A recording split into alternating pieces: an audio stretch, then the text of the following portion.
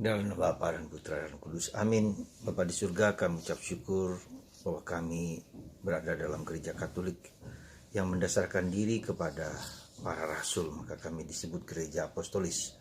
Semoga fundamen dasar dari iman kami ini di dalam gereja Katolik membuat kami semakin menjawab pertanyaan Yesus, siapakah engkau bagi kami. Tuhan berkatilah kami supaya iman kami tumbuh kuat mendasar dalam kehidupan kami demi Kristus Tuhan dan pengantara kami. Amin. Para saudaraku yang terkasih dalam Kristus, pada tanggal 23 Agustus 2020, pada hari Minggu biasa ke-21, kita diajak untuk menyadari, menghayati, menerima bahwa gereja Katolik adalah gereja yang berdasarkan para rasul. Yaitu Yesus menentukan Petrus sebagai batu karang. Petrus diberi kuasa otoritas untuk menghapus dan mengikat apa yang di dunia, di gereja, maupun di surga nanti. Petrus memegang kunci kerajaan surga. Kemudian juga bahwa dan kuasa neraka tak mampu menghancurkan gereja. Kristus di bawah dasar itulah maka Kristus mendirikan gereja jemaat yang sekarang ini gereja Katolik.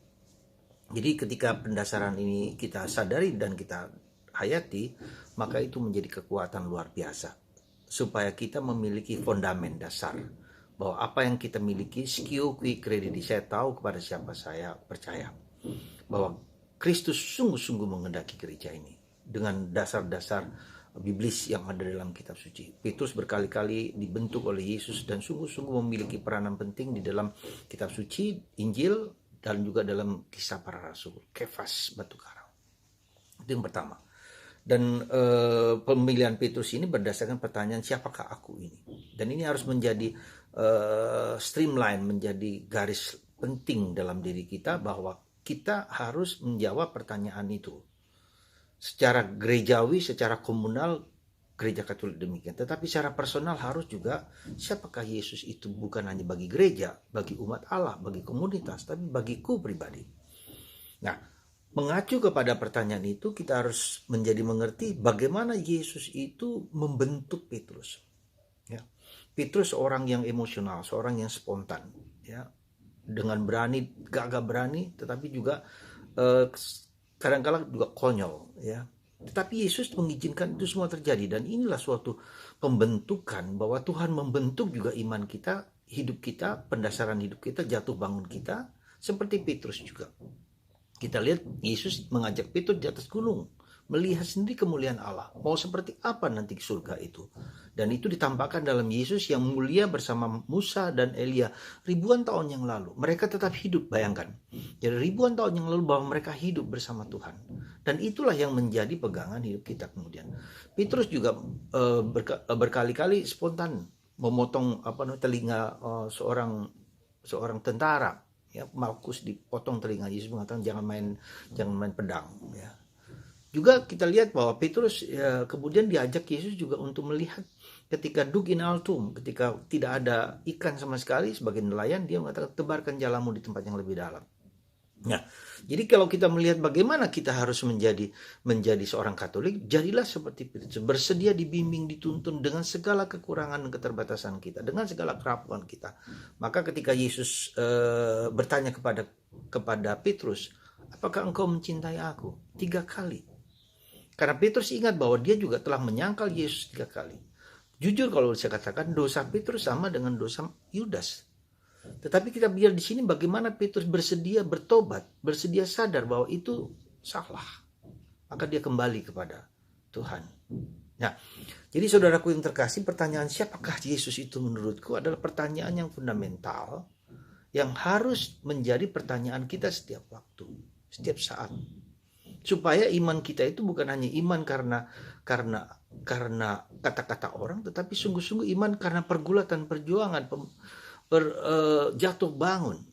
Maka kalau kita lihat kemudian bahwa Petrus menjadi seorang yang sangat berani, bukan karena apa-apa, bukan karena keinginan pribadi, keinginan daging, tapi karena Roh Kudus. Coba dalam kisah para rasul kita lihat di situ. Ya, bagaimana Petrus mengajar dalam 3.000 orang, ya, dan semua orang bertobat. Dia mengatakan, apa yang harus kami lakukan? Bertobatlah. Jadi keberanian Petrus itu karena Roh Kudus yang sudah membentuk pribadi dia. Demikian juga dengan kita. Kita tidak cukup hanya ritual, hanya liturgis, tetapi juga harus personal dan harus misioner dimanapun kita berada. Jadi ukurannya itu adalah apakah berkat yang kuterima dengan dasar yang kokoh ini membuat aku misioner, membuat aku bersaksi, membuat aku memberikan berkat pada orang lain, memberikan keberanianku untuk mengatakan bahwa saya Katolik, bahwa saya harus berjuang bersama-sama orang lain, membantu orang lain memasuki untuk tahap-tahap di masa COVID pandemi ini. Salah satu aspek penting, rahmat penting dalam pandemi adalah bahwa kita diajak untuk apa? Kita diajak untuk lebih personal dalam relasi kita dengan Tuhan. Kalau dulu kita berdoa karena orang lain berdoa, tapi sekarang saya berdoa dari hati saya yang mendalam. Kalau saya berdoa dulu dengan buku, dengan teks, dengan apa, seperti berdoa lewat orang lain. Tapi saya harus sekarang berdoa, berjuang, bergulat sendiri.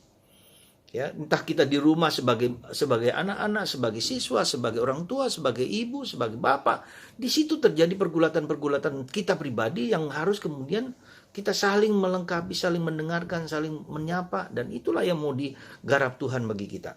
Kalau itu tidak terjadi, maka apa yang dialami oleh Petrus, ya, itu harus juga menjadi pengalaman kita masing-masing. Maka Yesus memberikan karunia yang besar kepada Petrus, menjadi kunci kerajaan surga. Dia yang pegang loh. Ya, kalau Anda masuk rumah kuncinya lewat di dalam Petrus, kamu masuk bagaimana? Ya kan? Kalau kita mau masuk surga, ya Petrusin Petrus kan. Anda mau masuk lewat siapa? Kamu kenal Petrus nggak? Nggak kenal. Nah, kita orang Katolik kenal Petrus. Petrus, kamu ingat saya nggak? Oh iya, kamu ingat sini maksud saya. Tapi kalau tidak mengenal Petrus, maka mari saudaraku terkasih, semoga bacaan Injil hari ini tidak hanya membuat kita pendasaran yang kokoh dasar dari iman kita, tetapi bagaimana iman itu tumbuh berkembang menjadi kuat dalam jatuh dan bangun, dalam penderitaan dan kesulitan, apapun juga. Dan untuk itu kita harus mengenal Yesus. Siapakah Yesus bagiku? Bukan di kepala, bukan hanya di kepala, bukan hanya di mulut, tapi juga di hati, juga di roso, di batin, roso, orang Jawa bilang. Dan lebih dalam daripada itu, lebih dalam roh dan kebenaran. Maka bagaimana cara kita melatih untuk masuk dalam roh dan kebenaran? Saya katakan satu contoh kecil. Anda setiap hari berdoa, diulang-ulang terus dengan remat. Misalnya begini, remat diulang-ulang terus. Kemuliaan kepada Bapa dan Putra dan Roh Kudus. Terus Anda ulang. Jadi doa Tritunggal ini diulang supaya kita hidup dalam bahwa tanda salib Bapa, Putra dan Roh Kudus itu bukan hanya sekedar tanda salib. Tapi ini the power of God, the Trinity. Siapakah Tuhan kita itu? Bapa, Putra, dan Kudus. Lah kalau kita membuat tanda salib itu kan Tuhan hadir dalam diri kita. Tuhan kuat dalam diri saya, nggak takut gitu loh. Karena Tuhan kuat adalah Tuhan yang hebat. Nah, jadi coba diulangi. Bapa, Putra, dan Kudus. Terus diulang sehari 2 kali putaran terus hari. Sampai di mulut, di kepala, turun ke hati, sampai ke iman. Ya. Tuhan, Bapa, Putra, dan Kudus. Roh Kudus. Kalau enggak, Roh Kudus saja. Roh Kudus. Karena Roh Kudus akan membimbing mulut kita, pikiran kita.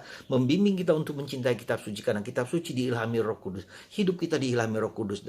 Yang menjadi pemersatu, dalam tanda petik, yang menjadi kekuatan Bapa dan Putra. Karena itu adalah kasih Bapa dan Putra, itu adalah Roh Kudus. Maka kita bisa aja berdoa, Roh Kudus. Roh Kudus. Terus 2 kali putaran. Sampai bukan hanya mulut, bukan hanya pikiran, hati, tapi juga roso. Ya, tapi juga batin, tapi juga roh. Jadi Paulus bilang roh yang dalam diriku berdoa untuk Allah, ya, yang dalam diriku berdoa untuk Allah dengan bahasa-bahasa yang tak terungkapkan. Semoga saudara, Anda semua, kita semua masuk dalam misteri gereja yang menjadi perpanjangan dan mempelai Kristus.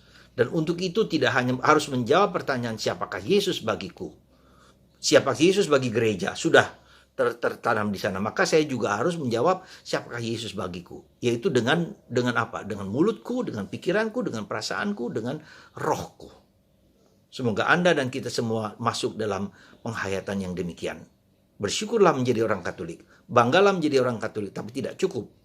Anda harus menjadi seorang misioner, orang yang berani mewartakan Kristus kemanapun berada. Tuhan memberkati Anda, supaya Anda berani dan kuat, dan Roh Kudus mengilhami, mendorong Anda semua dan kita semua. Bagi Anda yang sakit, diberkati oleh Roh Kudus, dalam nama Bapa, Putra, dan Roh Kudus. Amin.